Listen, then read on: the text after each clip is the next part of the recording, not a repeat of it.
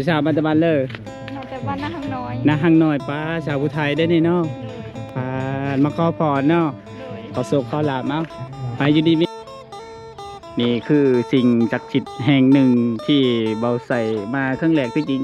มันกับบ่ได้ไกลจากบ้านเบาใส่เท่าไหร่ดอกไกลไปไกลมาแต่กับบ่ค่อยได้เข้าซื่อๆทุกคนแต่มื้อนี้ได้ ก็เลยมีโอกาสได้เข้ามาพาทุกคนมาสุ่มก็คือวัดอันนี้เขาก็เมืองจำปาทองทุกคนก็คือดงเห็นนั่นแหละหลายๆคนน่าจะหูเนาะบ่ใส่ก็เขามารีวิวคร่าวๆก็หลายๆคนมาขอพรจริงศักดิ์สิทธิ์แห่งนี้นะมาขอพรมาขอบารมีโศกลาภขอให้เฮงๆปังๆเด้อกลับไป มือแรง6 โตบอใส่ที่พาทุกคนมาเลาะชมวัดอันนี้ห่างจากเส้นทางที่เก่าประมาณ500 เมตรวัดอย่างน้อลืมแหละอุ้ยบอใส่ไงมันกับบริไกลจากบ้านบอใส่เท่าไรดอกประมาณอยู่30 กิโลเองแต่จริงบอใส่ก็ไกลไปไกลมาสาธุลูกซื้อใส่สตูดิโอซื้อ2ซื้อใส่สตูดิโอขอให้ลูกอยู่ดีมีแห้งเดินทางปลอดภัยเฮงๆปังๆเจริญรุ่งเรืองในหน้าที่การงานทุกคนนำผู้ใดเขามาชมก็ขอให้เฮงๆปังๆนำเด้อทุกคนอันนี้ก็เดี๋ยวมื้อหน้าสิมารีวิวแบบเต็มที่นะแต่ว่ามื้อนี้ไปแบบรวดเร็วนี่มีหลายๆคนมาขอโศกขอลาภขอบารมีเป็นสิ่งศักดิ์สิทธิ์แห่งหนึ่งอยู่ที่เมืองตะทังทองหรือว่าดงหินกะห่างจากเส้นทางเล็กเก่าประมาณ500 เมตรนะทุกคนนะหลายๆคนทยอยมาขอโศกขอลาภขอบารมีกลับไปให้ถึกเลขรางวัลที่1เลย วันอีกยังซื้อวัดมหาโศกทุกคนเพราะว่าบอใส่ไกลไปไกลมาแต่กับบุคคลได้เข้ามามีหลายคนมาขอพรวัดแห่งนี้ก็เป็นอีกหนึ่งวัดที่เขามากันล่วงหลายนะพอๆกันกับพระธาตุโพนเลยทีเดียวนะวัดนี้ก็เพิ่งจะสร้างมาก็บ่ได้โดนนะทุกคนเท่าที่บอใส่ฮู้จักนะแต่ว่าบอใส่บ่ค่อยได้ไปจะเขียนบอกเฮงๆรวยๆเงินทองหลั่งไหลเข้ามา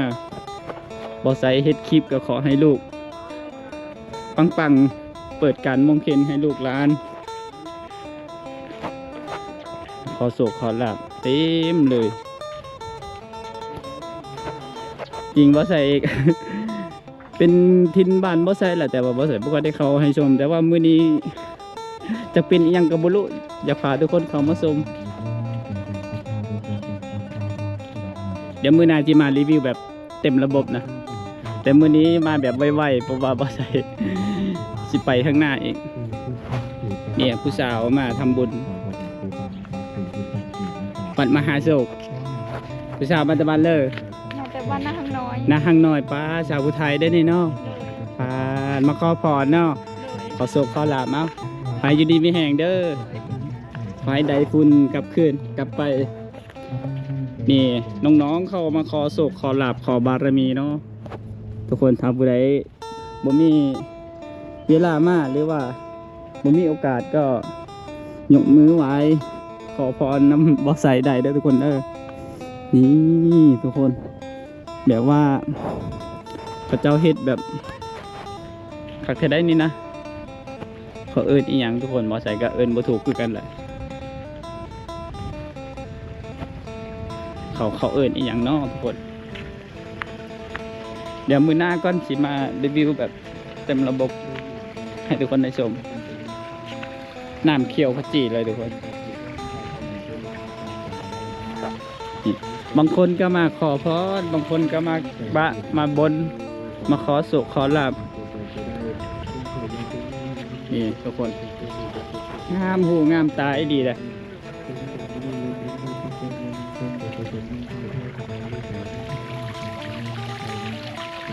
เดี๋ยวมื้อหน้าเฮาสิมาใหม่ทุกคน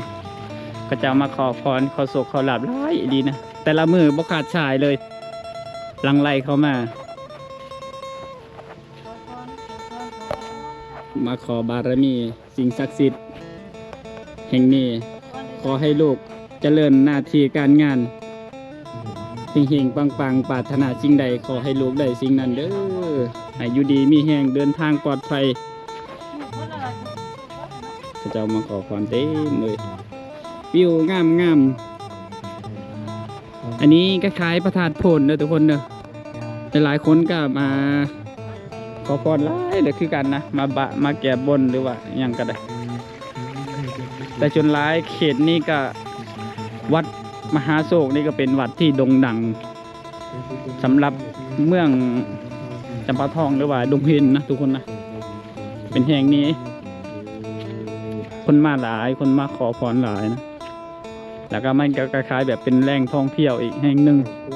ได้เที่ยวไปด้วยได้ทำบุญไปด้วยแต่ว่าเฮามาแบบไวๆเพราะว่าเฮาย่านฝนตกเพราะว่าบ่ใส่ยังอยากไปข้างหน้าอยู่ทุกคนเดี๋ยวมื้อหน้าถ้าผู้ใดอยากให้บ่ใส่มาวัดนี้อีกก็คอมเมนต์บอกบ่ใส่เด้อไอ้นี่เขาจัดนะ แต่ว่าบ่ฮู้ว่าเขาจัดงานบุญบังไฟแล้วบ่นี่พอผู้สาวมาขอบุญบ่โอ้ขอพรเนาะ แต่ละมือบ่ได้ขาดสายได้เขาเจ้าจะมาแบบทยอยมาทำบุญทยอยมาขอพรขอบารมีบางคนก็มาแก่บางคนก็มาขอโศกขอลาภหลายขนาดเลยถือว่าเป็นวัดที่กำลังโด่งดังเลยตอนนี้นะสำหรับวัดมหาโศกแต่บ่ใช่นะรู้จักแต่ด้นแหละแต่ว่าบ่ค่อยได้มาซื่อแต่มื้อนี้ได้โอกาสให้ทุกคนได้ชมเลยมื้อนี้ก็แวะบ่ใช่มาแต่เฮ็ดเวียกอยู่เทิงหมดแล้วก็เลยแวะมาให้ทุกคนได้ชมบางคนก็อาจจะยังบ่ฮู้เนาะบางคนก็จะฮู้แล้วส่วนคันพระเบงก็พระเจ้าก็มีให้ขายนะนี่สบายดีปีใหม่พศ69ร่ำรวยจะมีเนี่ยจะบอลเซลฟี่หรือว่าถ่ายรูปผู้ใดมาเดี๋ยวเรามาเบิ่งอัน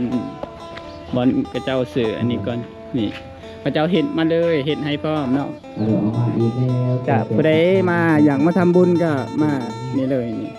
ตามที่สะดวกโอ้ขายอันละเท่าไรนี่นะ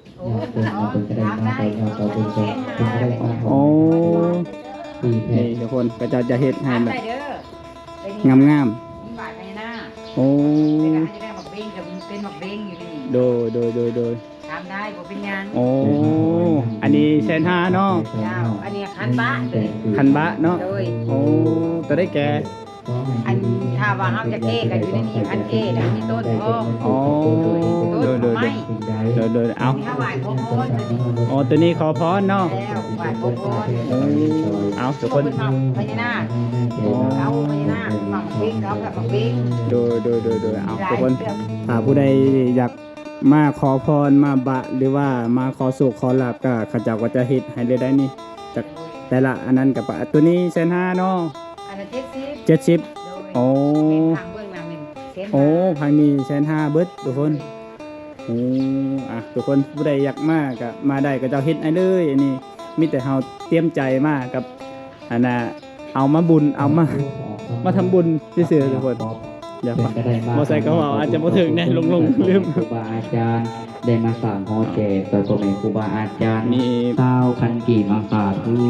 ขอให้มีเงินมีคำความเจ็บอย่าสุดใดความไข่อย่าสุมีหาเงินใดเก็บเงินอยู่ครอบครัวดูยังเป็นสุขปรารถนาสิ่งใดขอให้ได้สิ่งนั้นสมดังมโนรสอันบาปปกุศในเมืองคนอย่าสุจนเนื่องใส่แพ้สบายเลือดสอยดิ้นทอยหายสั่งมโนในใจหวังอยากได้งานขอให้ได้เด้อเฮงๆรวยๆเอาสาธุ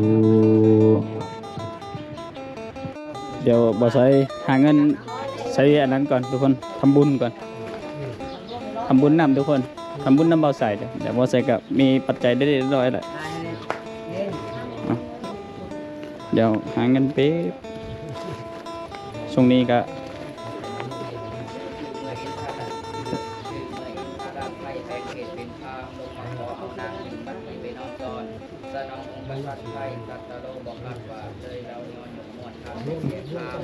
เดี๋ยวเราจะยอดตู้ทุกคน20,000 กิบหรือว่า20,000 กิบ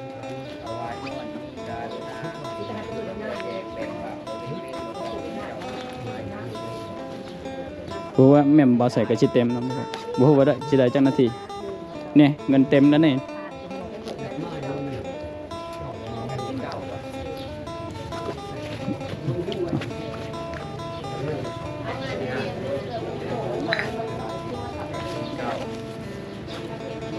ใครหักจงเสียงได้มาที่กันบางโศกวิปัญโยความทุกข์ง่ายเป็นพรแต่แลนตามเพื่อหนึ่งแล้วเพื่อสองปัดซ้ำตื่น บ่เข้าซะ ลูกมันน้อยสะวอยยิงแดนตามมาถามถึงเจ้าสันดอนขบปากมีแต่สิ่ง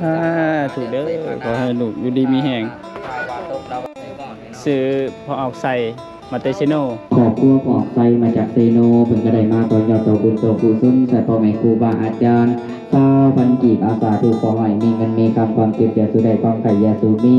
หาเงินได้เก็บเงินอยู่ครอบครัวดื่มเย็นเป็นสุขปรารถนาสิ่งใดขอให้ได้สิ่งนั้นสมดังมโนรถอันบาปรากฏในเมืองคนอย่าซื้อจนเงินใส่เพศสบายหรือสอยนิดคอยหายสั่งมโนในใจหวังอยากได้หยังขอให้ได้เด้อสาธุติดตามมาโดยโยมแม่เอาซื้อยังนอนไม่มี ไปทุกคนอันนี้บอสไซก็สีเดินทางกลับแล้วทุกคนเลยเพราะว่าเดี๋ยวมื้อหน้าชีมารีวิวให้ทุกคนได้ชมนํเพราะว่ามื้อนี้ก็บ่ค่อยมีเวลาปานใดทุกคนเพราะว่าบอสไซก็ยังสิไปไล่บอลอยู่อันนี้ก็เลยแวะเพราะว่าบอสไซก็บ่ค่อยได้มาแล้วแต่ว่าแถวๆบ้านบอสไซเดี๋ยวบอสไซมามื้อใดก็ได้ทุกคนถ้าผู้ใดอยากให้บอสไซมารีวิวอีกก็มาได้เด้อทุกคนนะคอมเมนต์มาบอกบอสไซไปทุกคนขับรถไปก่อนเด้อทุกคนเด้อ